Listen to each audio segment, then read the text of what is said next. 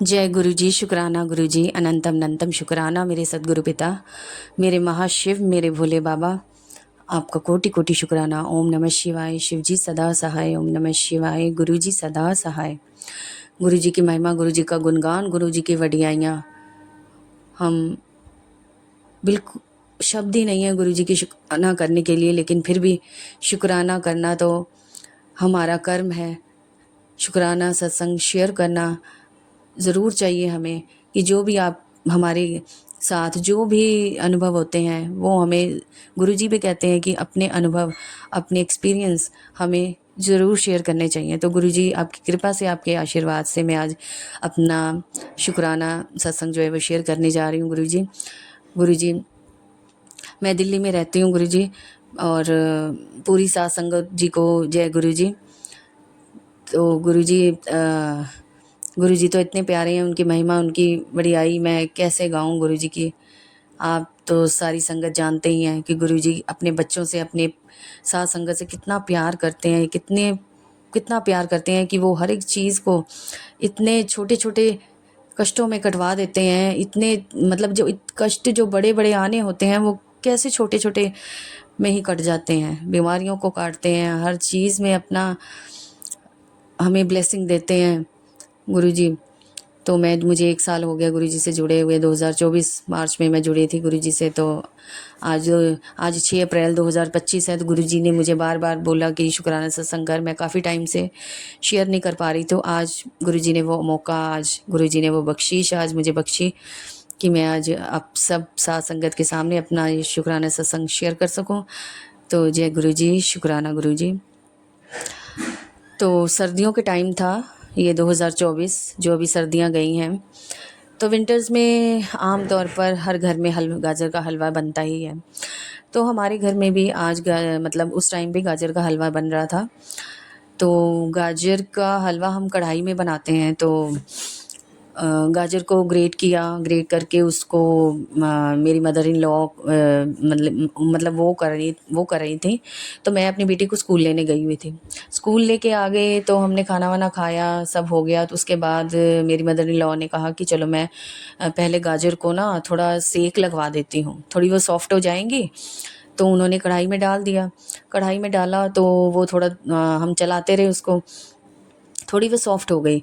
तो इतने में मेरी बेटी सुबह से उठती है, तो उसको थोड़ा सुलाने का टाइम भी होता है। तो दोपहर को 3 बजे, पौने 3 बजे के करीब मैं और मेरी बेटी को लेकर मैं रूम में चली गई और हम सो गए। तो उससे पहले मेरी मदर इन लॉ ने कहा कि मैं ऊपर छत पे जा रही हूँ धूप में, तो मैं गैस को बंद करके चली जाऊँगी, और फिर आके हम बना लेंगे शाम को गाजर का हलवा। तो मैंने कहा ठीक है। तो मुझे नहीं पता था कि वो उन्होंने गैस बंद किया या क्या हुआ। तो मैं अपने रूम में जाकर सो गई और मेरी मदर इन लॉ जो है वो ऊपर छत पे चले गए। 2 फ्लोर है हमारे, तो ऊपर वाले फ्लोर की छत पे चले गए वो। मैंने अंदर से अपना कुंडी लगाई और मैं और मेरी बेटी को लेकर मैं सो गई, और हमारे नीचे फ्लोर में कोई भी नहीं था, हम दोनों माँ बेटी के अलावा। और वो लाइट्स भी बंद थी। हम दोनों सो गए, और जैसे ही मैं मम्मी भी फिर शाम को नीचे आ गए। अराउंड 4:30 पौने 5 या 5 बजे का टाइम था, और मम्मी भी फिर नीचे आ गए और वो मेरी बेटी को उठाने लगे। मैंने कहा आप इसे उठाइए, मैं दूध गर्म करके लेके आती हूँ। वो उन्हें उठाने लगे, और मैं जैसे ही फ्रिज में से दूध निकाला और किचन की तरफ बढ़ी, लाइट ऑन की, तो देखा कि गैस ऑन थी। और वो है वो सिम पे थी, मतलब गैस, लेकिन उस पे जो कढ़ाई थी वो गाजर की वाली कढ़ाई थी, वो गाजर के हलवे वाली।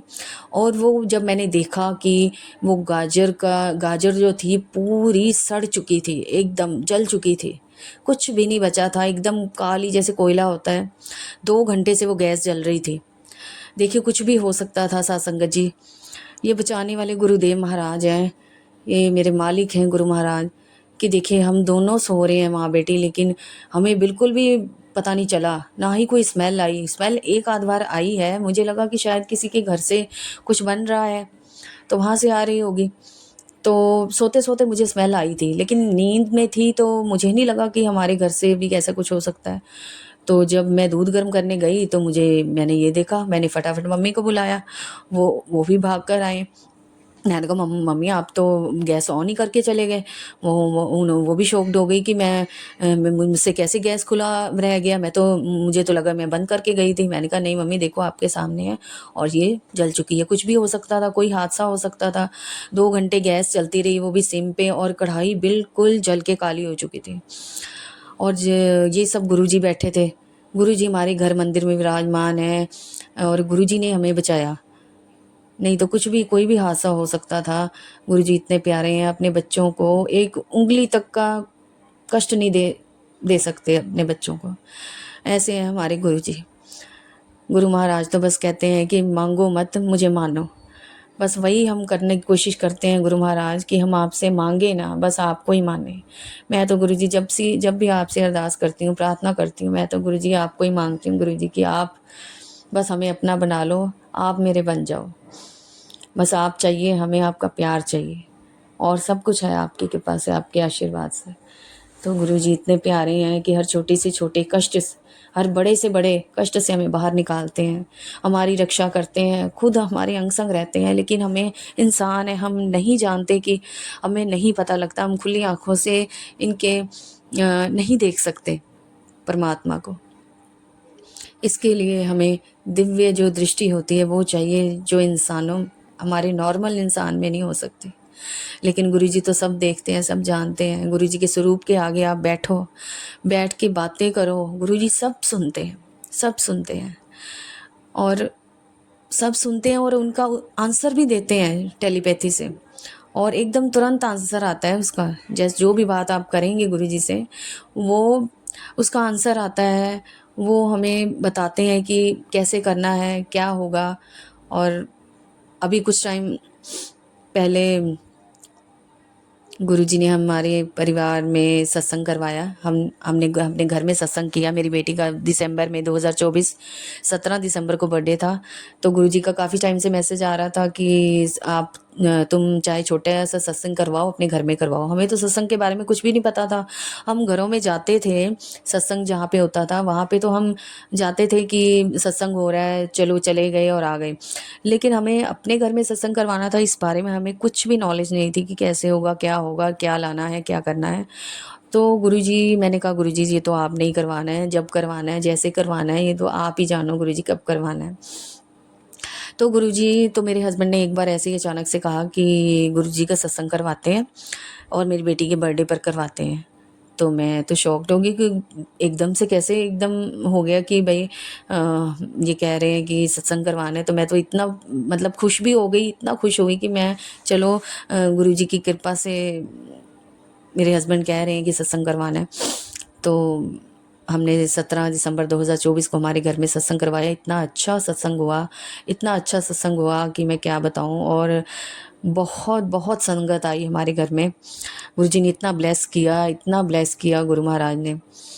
तो हमें सत्संग के बारे में तो खैर कुछ पता नहीं था, सब करवाने वाले गुरुजी हैं। जो करवाया गुरुजी ने करवाया। और मेरे हस्बैंड के एक फ्रेंड हैं, तो वो हमारी गली में ही रहते हैं, वो गुरुजी की संगत हैं। उन्होंने बताया कि किस तरह से करवाते, वो भी अपने घर में करवाते रहते हैं। तो उनकी हेल्प हमें मिली और सब कुछ, मतलब मैनेज जो था उन्होंने करवा दिया सब कुछ। तो गुरुजी ऐसे हैं, ऐसे सब कुछ करवा देते हैं। हमें तो कोई टेंशन लेने की ज़रूरत ही नहीं है। जब हमारे घर में, हमारे ऊपर परम पिता परमात्मा का हाथ है हमारे सिर पे, तो हमें फिर किस चीज़ की टेंशन है। बस हम इंसान हैं जो भटक जाते हैं इधर उधर की बातों में, लेकिन हमें इस तरह से नहीं करना चाहिए। हमें जो अपने परमात्मा पे, अपने गुरु पे विश्वास बना के रखना चाहिए। तो मैं गुरु सब साथ संगत जी से यही कहूँगी कि गुरुजी से मांगो नहीं, गुरुजी को मानो, इनके वचनों को मानो। जो भी बात है इनके स्वरूप के आगे बैठ के इनसे बातें करो, कहो, तो ये सब सुनते हैं और उसका हल भी बताते हैं। और सब काम यही करते हैं गुरुजी, सब कुछ यही करने वाले हैं, सब कुछ देने वाले हैं। तो मैं आगे की सत्संग की तैयारी करती हूँ। जय गुरुजी, शुक्राना गुरुजी, अनंतम अनंतम शुक्राना मेरे सदगुरु पिता।